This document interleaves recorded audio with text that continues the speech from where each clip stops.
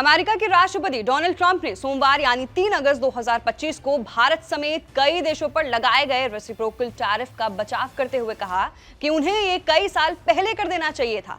Trump ने जोर देकर यह भी कहा कि अमेरिका देश में आने वाले सैकड़ों अरब डॉलर से वो अपना कर्ज चुकाएगा। वहीं ट्रंप ने मीडिया से बात करते हुए यह भी कहा कि हम कर्ज चुकाने जा रहे हैं, हमारे पास बहुत सारा पैसा आ रहा है, देश में अब तक आए धन से कहीं ज्यादा।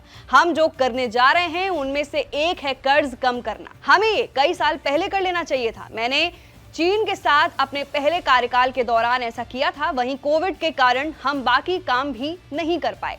अमेरिकी राष्ट्रपति ने आगे भी कहा कि मैं किसी तरह का दबाव नहीं चाहता हूं, मैं निष्पक्षता चाहता हूं, मैं जहां भी और जितना हो सके पारस्परिक लाभ चाहते हैं। कभी कभी ये उनके लिए बहुत ज्यादा हो जाता है या एक बहुत बड़ी राशि होगी और मैं बस इतना ही कह सकता हूं कि हमारा देश सैकड़ों अरब डॉलर कमाएगा। ट्रंप ने इस साल जनवरी में अमेरिका के राष्ट्रपति पद की शपथ ली थी और व्हाइट हाउस में दूसरी बार वापसी की थी। उन्होंने अमेरिका के पुराने ग्लोबल इकोनॉमिक ऑर्डर को खत्म कर दिया। ट्रंप ने उन देशों को दंडित करने का फैसला किया जो एक तरफा टैरिफ लगा रहे थे और जो देश रेसिप्रोकल टैरिफ से सहमत हुए उन्होंने भी भारी रियायत हासिल की। वहीं अब सवाल यह है कि ट्रंप ने इस टैरिफ का ऐलान कब किया था। ये टैरिफ की स्टोरी शुरू कहां से हुई? अमेरिकी राष्ट्रपति ने 2 अप्रैल को उन देशों से आयात पर 50% रेसिप्रोकल टैरिफ लगाने का ऐलान कर दिया जिनके साथ अमेरिका का व्यापार घाटा था। इनके साथ ही सभी देशों पर 10% का बेसलाइन टैरिफ लगाया गया। उन्होंने व्यापार घाटे को राष्ट्रीय आपातकाल घोषित करने के लिए 1977 के एक कानून का हवाला दिया